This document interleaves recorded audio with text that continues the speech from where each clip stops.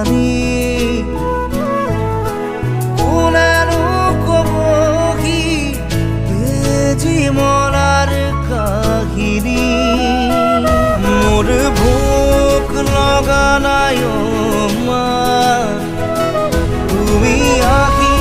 খুৱাই দিয়া না তোমাক নোপোৱাৰ যাতনা